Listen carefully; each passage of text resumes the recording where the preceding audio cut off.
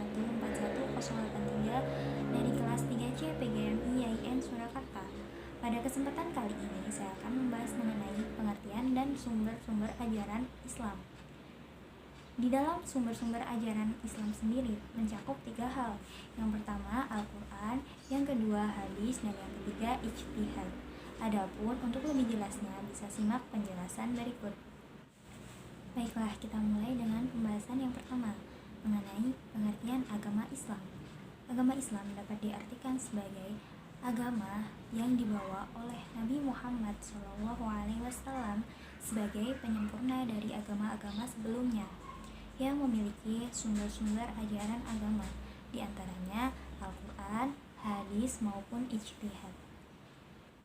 Baiklah, kita lanjutkan dengan pembahasan materi yang kedua tentang sumber-sumber ajaran Islam. Untuk sumber ajaran Islam yang pertama adalah Al-Quran. Di dalam pembahasan Al-Quran sendiri mencakup 3 hal. Yang pertama tentang fungsi Al-Quran itu sendiri. Yang kedua tentang Al-Quran sebagai firman Allah. Dan yang ketiga ulum Al-Quran dan tafsir. Adapun untuk lebih jelasnya simak penjelasan berikut. Fungsi Al-Quran. Berdasarkan sudut isi atau substansinya, fungsi Al-Quran adalah sebagai berikut. Yang pertama, Al-Huda atau petunjuk. Yang kedua, Al-Furqan atau pemisah. Yang ketiga, Asy-Syifa atau obat. Yang keempat, Al-Mau'izah atau nasihat. Al-Quran sebagai firman Allah. Al-Quran merupakan wahyu kalam Allah yang disampaikan kepada Nabi Muhammad SAW, bukan pikiran dan ciptaan Nabi Muhammad SAW. Maka Allah menantang untuk membuat satu surat semisal Al-Quran, dan tidak ada satupun yang dapat menandinginya. Maka kedudukan Al-Quran sebagai firman Allah bukan diciptakan Nabi Muhammad, melainkan Allah yang mewahyukan. Ulum Al-Quran dan tafsir. Dilihat dari segi jelas tidaknya, para ulama mengelompokkan ayat-ayat Al-Quran menjadi 2, yaitu ayat yang cukup jelas atau muhkamat, dan ayat yang membutuhkan penjelasan atau mutasyabihat. Oleh karena itu, dalam memahami Al-Quran, para ulama membutuhkan ilmu bantu, di antaranya ulum Al-Quran dan ilmu hadis. Untuk sumber ajaran agama Islam yang selanjutnya yaitu hadis. Di dalam pembahasan tentang hadis ini mencakup 4 hal. Yang pertama tentang beberapa istilah seputar hadis. Yang kedua, posisi dan fungsi hadis. Yang ketiga tentang sejarah dan kodifikasi hadis. Yang keempat tentang unsur-unsur hadis. Adapun untuk lebih jelasnya simak penjelasan berikut. Beberapa istilah seputar hadis. Yang pertama, hadis secara bahasa yaitu al-jadid atau baru, al-khobar atau berita, al-qorib atau dekat. Dan secara istilah yaitu segala sesuatu yang disandarkan kepada Nabi SAW, baik berupa perkataan, perbuatan, takrir maupun sifat. Istilah yang kedua adalah as-sunnah. Secara bahasa yaitu jalan dan cara yang merupakan kebiasaan yang baik atau jelek. Secara istilah yaitu segala yang bersumber dari Rasulullah SAW, baik berupa perkataan, perbuatan, takrir, sifat kholaqoh dan hulukiyah, maupun perjalanan hidupnya sebelum atau sesudah diangkat menjadi Rasul. Yang ketiga yaitu al-khobar. Secara bahasa al-naba atau berita. Yang keempat al-athar. Secara bahasa yaitu pengaruh atau sisa sesuatu. Secara istilah al-khobar dan athar adalah sesuatu yang disandarkan kepada Nabi SAW, sahabat, dan tabi'in. Namun al-khobar untuk marfu yaitu disandarkan kepada Nabi, dan al-athar untuk mauquf yaitu disandarkan kepada sahabat. Umat Islam sepakat bahwa hadis merupakan sumber ajaran Islam kedua setelah Al-Quran. Adapun untuk fungsi hadis sendiri adalah sebagai berikut.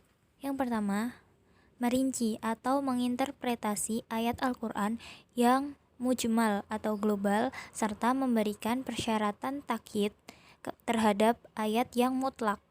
Yang kedua, mengkhususkan takhis terhadap ayat yang bersifat umum atau am. Yang ketiga, menetapkan aturan atau hukum yang tidak didapat di dalam Al-Quran. Sejarah dan kodifikasi hadis. Para ulama tidak sepakat dalam menentukan jumlah periodisasi hadis. Namun dalam hal ini dijelaskan terdapat 7 periode. Di antaranya, yang pertama, periode Nabi. Penulisan masih dilarang, namun terdapat inisiatif sahabat untuk menulis hadis sendiri. Yang kedua, zaman Khulafaur Rasyidin, dikenal dengan periode pembatasan hadis dan penyedikitan riwayat.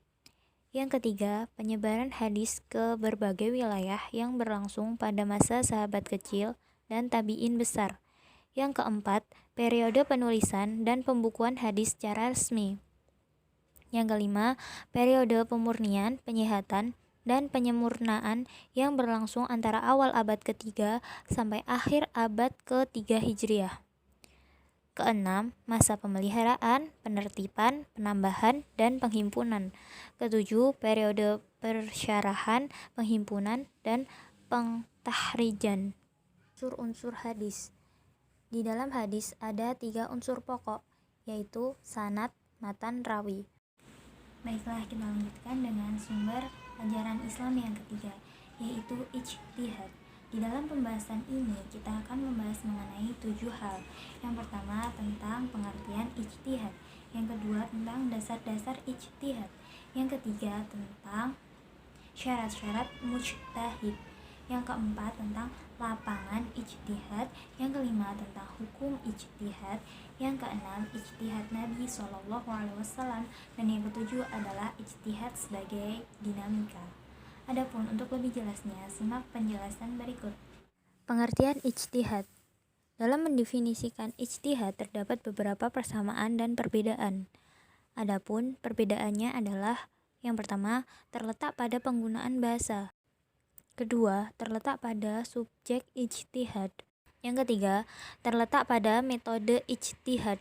Adapun persamaannya adalah, yang pertama, hukum yang dihasilkan bersifat dzonni, dan yang kedua, objek ijtihad berkaisar seputar hukum tahlifi, dasar-dasar ijtihad. Yang menjadi dasar hukum ijtihad ialah Al-Quran dan As-Sunnah. Syarat-syarat mujtahid. Terdapat banyak pendapat mengenai syarat-syarat mujtahid. Salah satunya menurut Muhammad Abu Hamid Muhammad bin Muhammad Al-Ghazali yang menyatakan bahwa syariat mujtahid ada 2. Yang pertama, mengetahui syariat serta hal-hal yang berkaitan dengannya, sehingga dapat mendahulukan yang seharusnya didahulukan dan mengakhirkan sesuatu yang seharusnya diakhirkan. Yang kedua, adil dan tidak melakukan maksiat yang dapat merusak keadilannya. Lapangan ijtihad. Lapangan atau wilayah ijtihad adalah masalah-masalah yang diperbolehkan penetapan hukumnya dengan cara ijtihad. Hukum ijtihad. Yang pertama, wajib ain. Jika seseorang muslim memenuhi kriteria sebagai mujtahid yang dimintai fatwa hukum atas suatu peristiwa dan khawatir peristiwa tersebut hilang tanpa kepastian. Yang kedua, wajib kifayah, hampir sama dengan hukum yang pertama, namun dalam hal ini masih ada mujtahid yang lain. Yang ketiga, sunnah, jika dilakukan atas persoalan-persoalan yang tidak atau belum terjadi. Yang keempat, haram, jika dilakukan atas peristiwa yang sudah jelas hukumnya secara qat'i. Ijtihad Nabi SAW. Mengenai ijtihad Rasulullah di kalangan para ulama berpendapat bahwa mereka menyepakati dalam urusan kemaslahatan yang bersifat keduniawian, pengaturan taktik, dan strategi peperangan, serta keputusan yang berhubungan dengan persengketaan. Namun mereka berpendapat mengenai ijtihad dalam urusan hukum-hukum agama. Ijtihad sebagai sumber dinamika. Menurut Rotter Graudi, tantangan umat Islam sekarang ada 2 macam, yaitu yang pertama, taklid kepada barat. Yang kedua, taklid kepada masa lalu. Ini yang dapat saya sampaikan, kurang dan lebihnya saya mohon maaf. Assalamualaikum warahmatullahi wabarakatuh.